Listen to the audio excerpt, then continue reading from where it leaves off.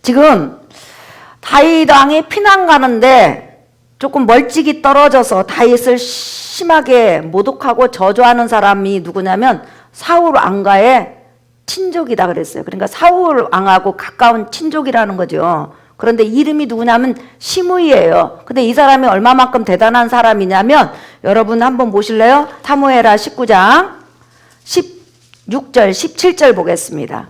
이 본문 말씀은 다윗 왕을 저주했던 시므이가 나중에 다윗 왕이 압살롬 군대를 물리치고 다시 예루살렘 성으로 귀향할 때, 왕으로 복귀할 때 이제 곧바로 나와서 또 태도를 바꿔서 다윗 왕을 맞이하는 거예요. 사무엘하 19장 16절 읽어볼까요? 시작. 바후림에 있는 베냐민 사람 게라의 아들 시므이가 급히 유다 사람과 함께 다윗 왕을 맞으러 내려올 때 시작. 베냐민 사람 1000명이 그와 함께하고 사울 집안의 종 시바도 그의 아들 15과 종 20명과 더불어 그와 함께하여 요단강을 밟고 건너 왕 앞으로 나아오니라. 예, 그렇죠. 베냐민 지파에서 이 시므이가 대단히 그런 유력한 자들, 왕을 맞이할 정도로 대단한 사람들 1000명 이상을 모을 수 있고 또 그들을 이끌어갈 수 있는 지도자예요. 그러니까 사울 왕가의 굉장히 유력자, 그러니까 세력이 있고 능력이 있던 그런 왕가 출신이라는 것을 우리가 알 수가 있죠. 자, 그런데 이 시므이가 지금 피난 가는 다윗을 향해서 저주를 합니다. 그런데 그 저주 내용이 굉장히 여러분 다윗 왕이 들을 때는 아픈 저주 내용이죠. 자, 어떤 내용인지 한번 보실까요? 16장으로 가볼게요. 사무엘하 16장 16장 6절부터 한번 보겠습니다. 제가 6절 읽을게요. 사무엘하 16장 6절. 또 다윗과 다윗 왕의 모든 신하들을 향하여 돌을 던지니 그때 모든 백성과 용사들은 다 왕의 좌우에 있었더라. 시작. 시므이가 저주하는 가운데 이와 같이 말하느니라. 피를 흘린 자여 사악한 자여 가거라 가거라. 시작. 사울의 족속의 모든 피를 여호와께서 내게로 돌리셨도다. 그를 이어서 내가 왕이 되었으나 여호와께서 나라를 내 아들 압살롬의 손에 넘기셨도다. 보라, 너는 피를 흘린 자이므로 화를 자초하였느니라 하는지라. 예, 시므이가 지금 다윗 왕을 저주하는데요. 다윗 왕만 저주하는 게 아니에요.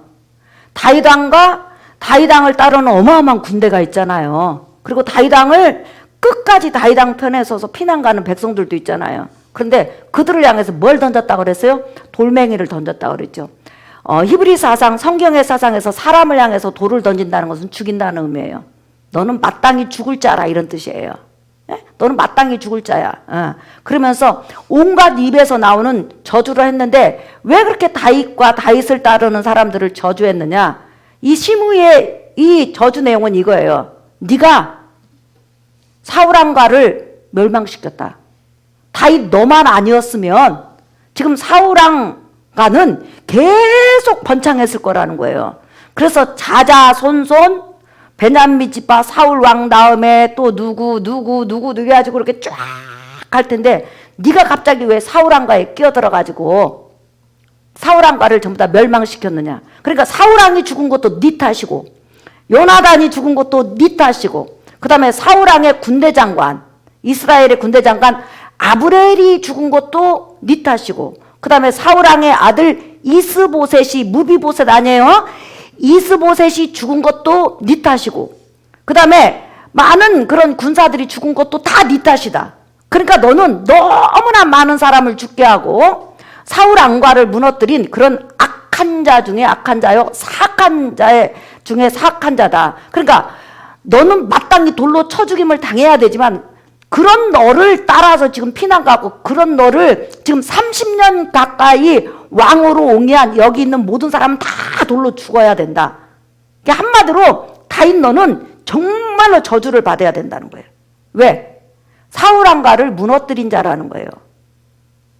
너만 없었으면 계속 베냐민 지파가 왕이 됐을 텐데 네가 왜 그렇게 악한 일을 해가지고 사울 왕가를 완전히 무너뜨리고 지금 다윗 네가 왕이 됐느냐. 그러니까 네 아들이 너를 반역해서 그 많은 사람을 죽이고 사울한 거를 무너뜨렸으니까 지금 네 아들이 너를 반역해서 너를 죽이려고 하는 거야 하면서 그 막 군대 장관들이 지금 다윗을 호위하고 백성들이 호위하는데요. 한 사람이 나와가지고 돌멩이를 던지고 티끌을 던지고 욕을 하고 입에 담을 수 없는 말을 하면서 계속 따라오는 거예요. 그 모습을 지켜보던 그 다윗을 따르는 군대 장관 중에서 하나, 아비새. 다윗의 사촌이죠? 아비새가 뭐라고 하냐, 왕이요. 저거 그냥 화살거리죠. 화살로 쏴서 죽이도 되고 지금 달려가서 칼날을 빼서 그냥 죽이도 됩니다. 죽이겠습니다. 저거 살려두서는 안 됩니다. 이 많은 백성이 보고 있고 이 많은 군대 장관들이 보고 있는데 감히 하나님이 세운 왕을 저주합니까? 저자 죽어야 됩니다. 제가 죽이고 오겠습니다. 그러니까 여러분 다윗이 뭐라고 그래요 여러분? 죽여라 이렇게 하나요? 자 10절 보세요. 사무엘하 16장 9절 볼까요? 9절부터 볼게요.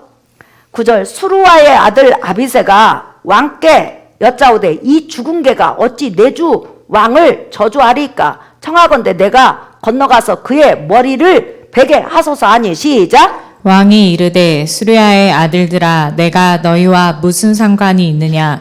그가 저주하는 것은 여호와께서 그에게 다윗을 저주하라 하심이니 내가 어찌 그리하였느냐 할 자가 누구겠느냐 하고 11절 시작. 또 다윗이 아비새와 모든 신하들에게 이르되 내 몸에서 난 아들도 내 생명을 해하려 하거든 하물며 이 베냐민 사람이랴 여호와께서 그에게 명령하신 것이니 그가 저주하게 버려두라. 자, 그 다음에 12절 굉장히 중요한 말을 이 본문에서 이 말을 하려고 그러는 거예요. 자, 읽어볼까요? 12절 시작. 혹시 여호와께서 나의 원통함을 감찰하시리니 오늘 그 저주 때문에 여호와께서 선으로 내게 갚아주시리라 하고. 여기서 여러분 12절 보면 우리나라 말을 갚아주시리라 확신이죠. 히브리 단어에는 반드시 갚을 것이다 이렇게 나와 있어요. 자, 다시 12절 읽어볼까요? 시작. 혹시 여호와께서 나의 원통함을 감찰하시리니 오늘 그 저주 때문에 여호와께서 선으로 내게 갚아주시리라 하고. 예, 여러분 10절에서부터 11절하고 그 다음에 12절하고 조금 맥락이 안 맞는 것 같은 거 못 느끼셨어요? 갑자기 다윗이 이 시므이가 저주를 하니까 아비새가 죽인다고 그랬어요. 아비새 장군이. 그러니까 너는 왜 문제만 있으면 너희 형제들은 무조건 죽이자고 이렇게 달려드느냐.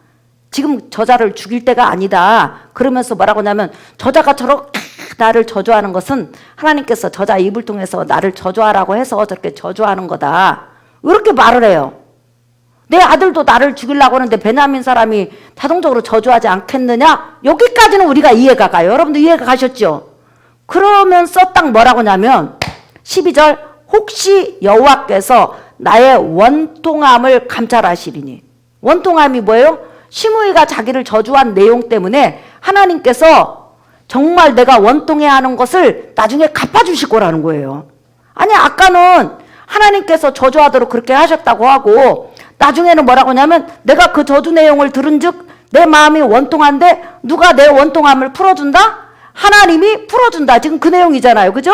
다시 12절 읽어봐요. 시작. 혹시 여호와께서 나의 원통함을 감찰하시리니 오늘 그 저주 때문에 여호와께서 선으로 내게 갚아주시리라 하고. 왜? 지금 다윗은 이 본문 말씀에서 우리가 이제 알 수 있는 것은 뭐냐면 다윗은 일단은 이렇게 왕위에서 쫓겨나서 자기 아들로부터 배신을 당하고 지금 마하나임으로 지금 도망가고 있어요. 도망가고 있는 이유는 뭐냐면 밧세바를 취한 일, 그 다음에 밧세바의 남편 우리아 같은 의로운 장수들과 우리아를 따르는 그 의로운 장수들을 전쟁에서 고의적으로 죽였어요. 다윗이 그잖아요. 그 자가 죽을 자가 아니요. 근데 고의적으로 살인을 했죠. 그러니까 대리살인을 시킨 거죠. 예. 그래서 하나님께서 다윗을 지금 이렇게 여러분 낮추시고 징계를 받게 하셔요. 그렇죠? 그러니까 징계를 받음에 있어서 다윗은 뭐라고 하냐면 시므이가 저주하니까 내가 이렇게 징계받는데 누군들 어떠냐. 나를 저주하고 나에게 모욕을 하고 나를 나쁘게 이야기해도 지금 내가 저주받는 상태에서는 내가 바싹 엎드려야 된다는 거예요. 그러니까 그 저주 내용을 나는 상관하지 않고 내가 받겠다. 그러니까 절대로 나를 저주해도 그 사람 죽여서는 안 된다.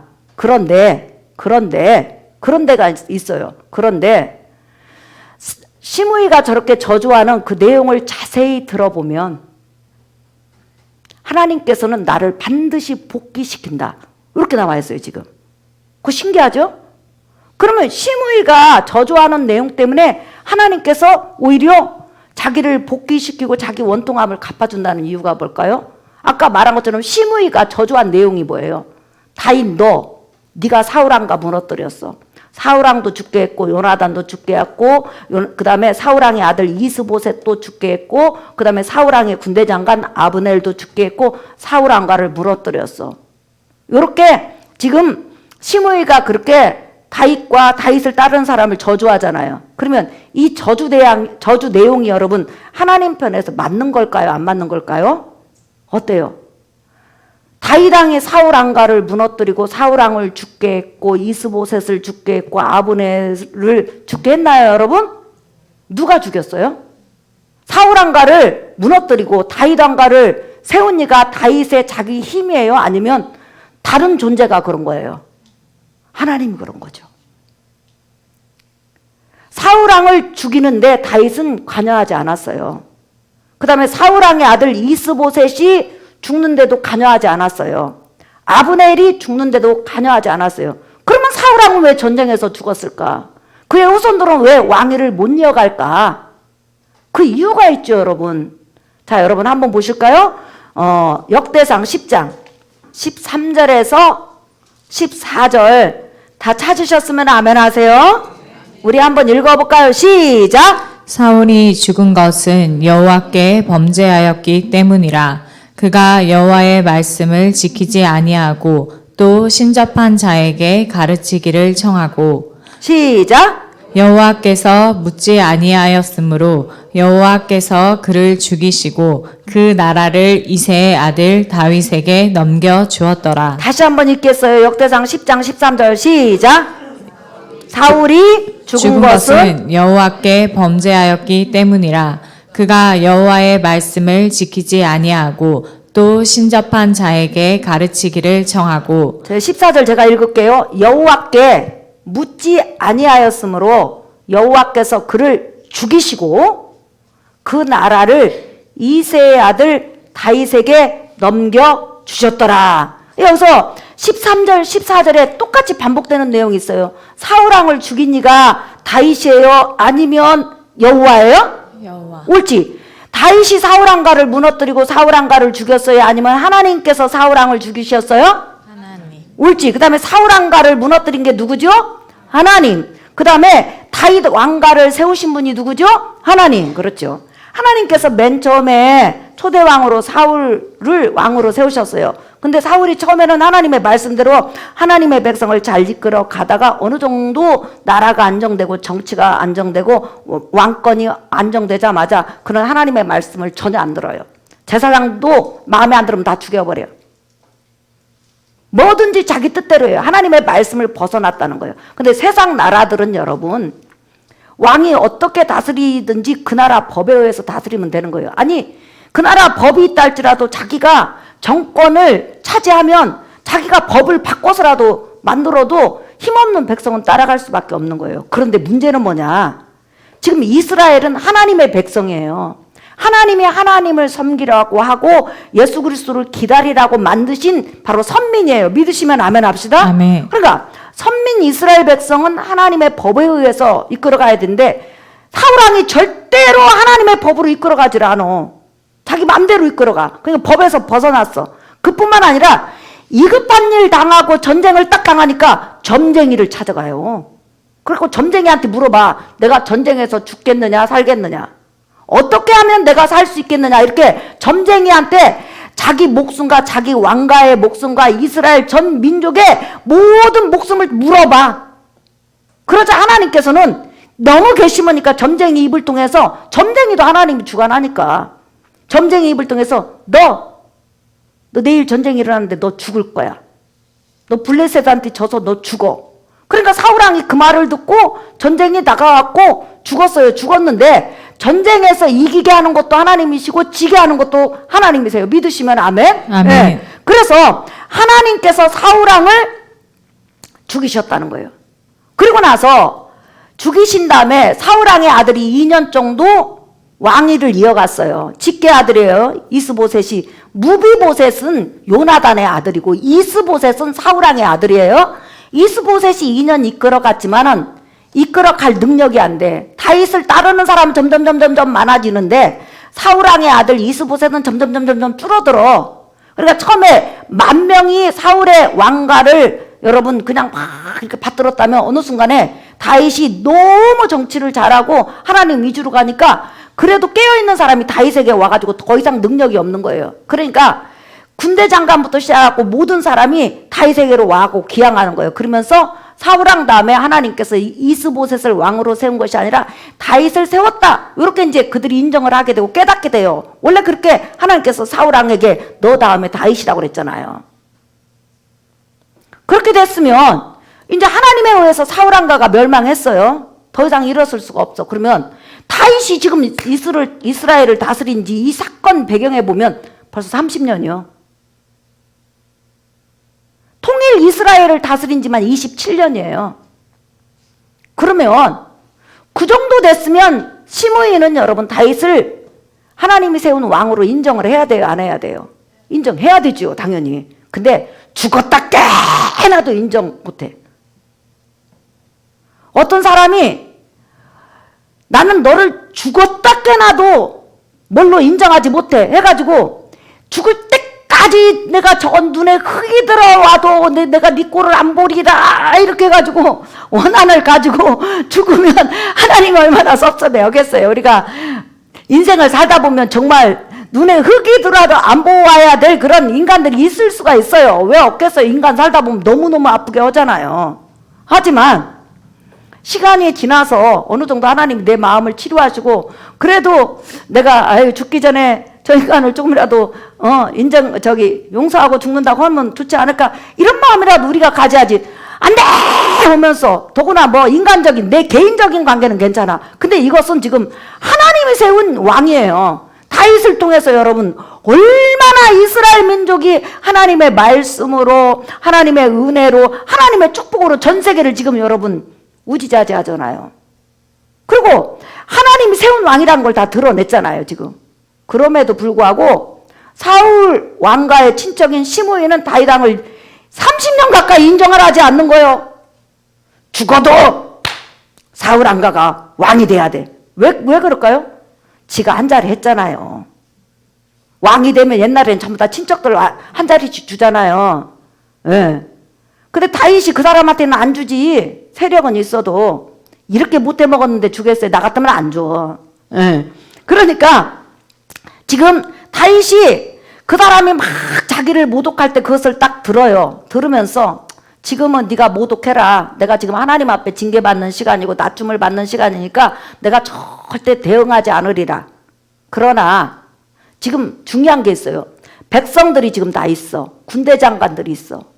만약에 다윗이 이렇게 도망을 가다가 강물에 빠져 죽는다든지 그 다음에 다윗의 아들 압살롬에게 죽으면 어떻게 되죠? 아, 사울왕가를 무너뜨린 이가 다윗이었구나. 사울왕가에게 너무 잘못해서 저렇게 하나님께서 압살롬을 통해서 심판하셨구나. 이게 완전히 공식화되어 버린다는 거예요. 그래서 다윗은 하나님, 저는 사울왕을 죽일 기회가 많이 있었지만 단 한 번도 여호와의 기름 부음을 받은 종이라는 이유로 저는 옷자락 조금 베갖고 경고하려고 내가 당신을 죽일 수 있는데 안 죽입니다. 그 경고 자체도 내가 했다는 것을 정말 무서워서 또한 회개하면서 내가 그것도 정말 회개를 했는데 지금 만약에 이렇게 된다면 하나님께서 다윗 왕국을 세운 것이 아니라 내 힘으로 세운 것이 됩니다. 그러면 다윗 왕국에 여러분 정말로 그 모든 왕권이 뿌리째 흔들리는 거예요. 다윗 왕국은 누가 오시는 왕국이죠, 여러분? 예수 그리스도가 오시는 왕국이에요. 그러면 하나님이 세우지 않는 왕국에서 왕위에서 예수님이 오시면 예수님은 가짜가 되는 거야. 예수님은 여러분 유다 지파 다윗 왕국에서 오세요. 믿으시면 아멘 합시다. 아멘. 근데 다윗이 자기 힘으로 그 왕국을 건설했냐는 거예요. 그리고 다윗이 자기 힘으로 예수 그리스도가 오시는 것을 설정했냐는 거예요. 아니라는 거예요. 아무도 하나님 계획에 있었다는 거예요. 인정하시면 아멘 합시다. 아멘. 그러니까 저주는 그대로 듣고는 있을 때 그 내용은 가짜라는 거예요. 그러니까 그걸 딱 듣는 순간에 하나님께서 진실로 사울왕이 너무너무 하나님 앞에 잘못해서 그 왕권을 버리고 다윗이라는 왕권을 세워서 이 다윗의 후손 가운데서 예수 그리스도가 오시는 정말 정통성 있는 왕권이라는 것을 보여주시기 위해서는 내가 압살롬한테 죽을 수 없다. 하나님 나는 반드시 살려주시고 돌려보내실 것이다. 그리고 돌아와서 왕궁에 돌아와서 솔로몬에게 왕위를 물려준 다음에 나는 편안히 조상에게로 돌아갈 것이다. 그래야만이 다윗 왕권이 정통성이 있고 예수 그리스도가 정통성으로 인정을 받기 때문이다. 이것을 지금 다윗이 이야기하는 거예요. 여기까지 이해가 가셨으면 아멘 합시다. 아멘. 그래서 사울 왕권은 다윗이 무너뜨린 것이 아니라 누가 무너뜨렸다? 하나님이 무너뜨렸다.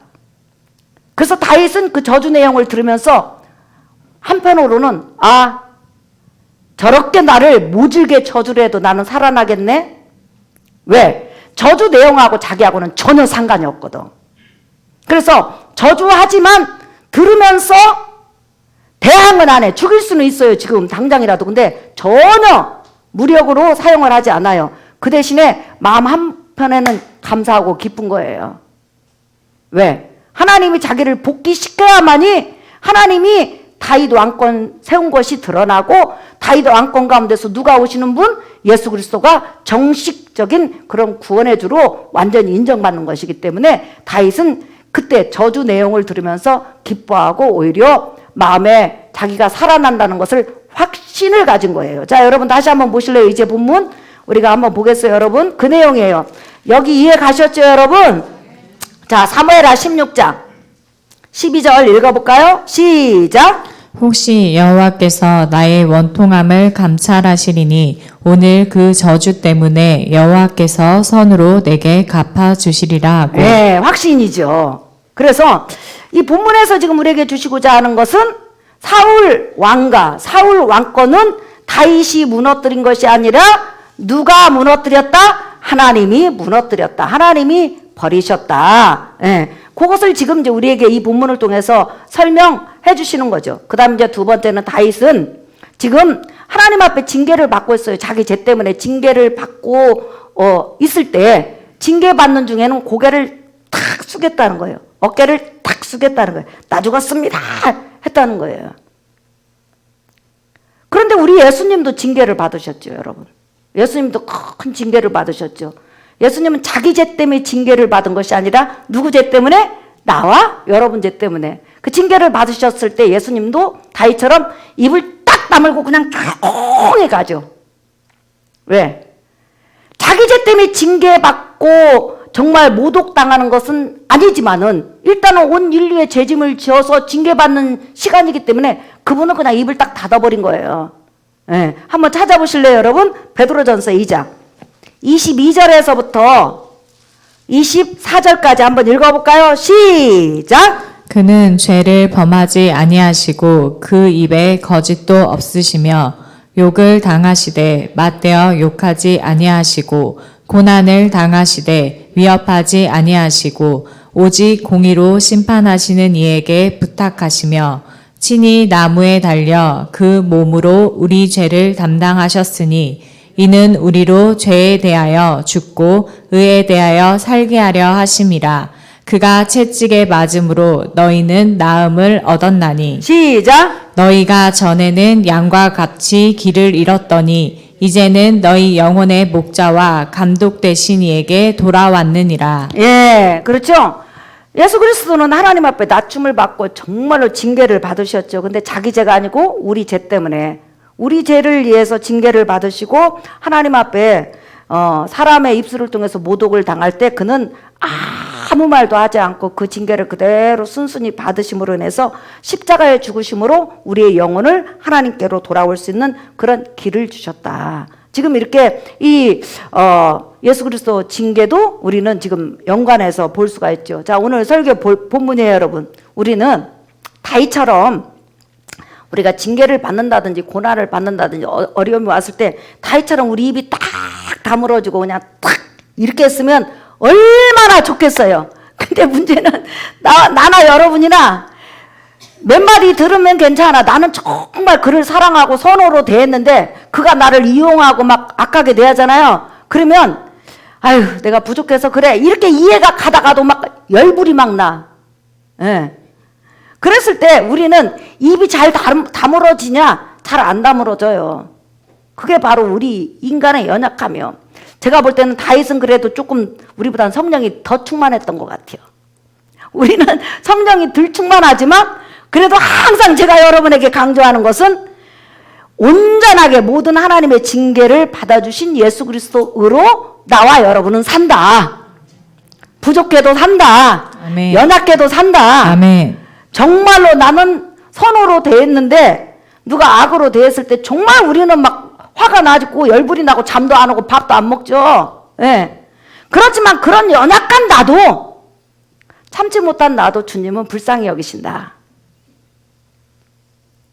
인정하시면 아멘 하세요. 아멘. 그렇기 때문에 우리는 참을 수 있으면 얼마나 좋겠어. 욕을 하되 그냥 그려. 예. 누가 나를 너무 아프게 해도 그려. 이렇게 했으면 얼마나 좋겠어요 내가.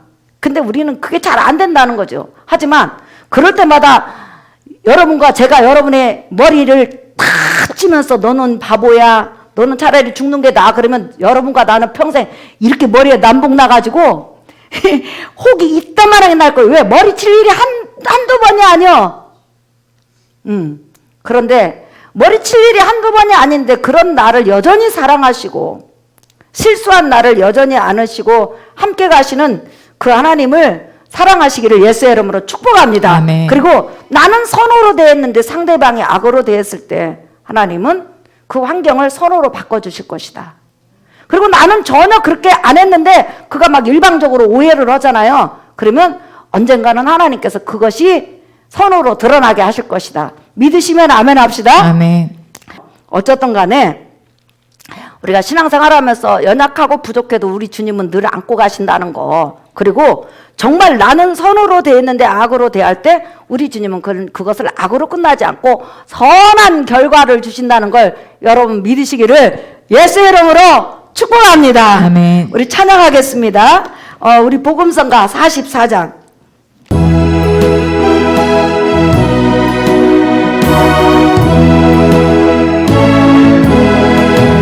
나의 모든 행실을 주여 기억하시고 바른 길로 인도하소서.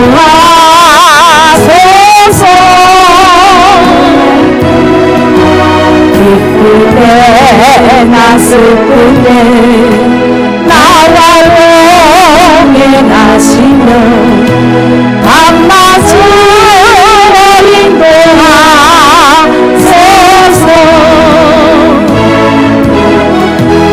내 모든 형편을 다 기억하시고 늘 나와 동행하옵소서.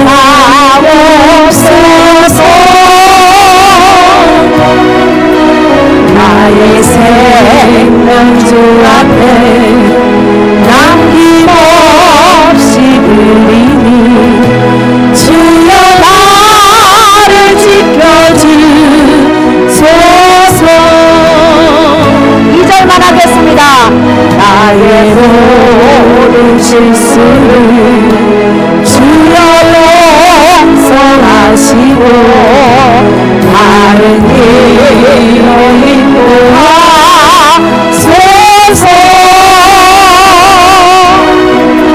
주의 크신 사랑과 하늘나라 영광을 나도 전파하게 하소서.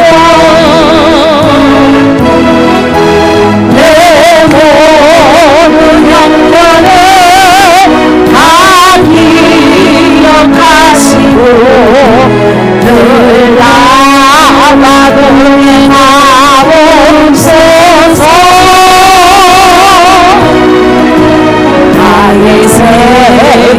주 앞에 남김없이 드리니 주여 나를 지켜주소서.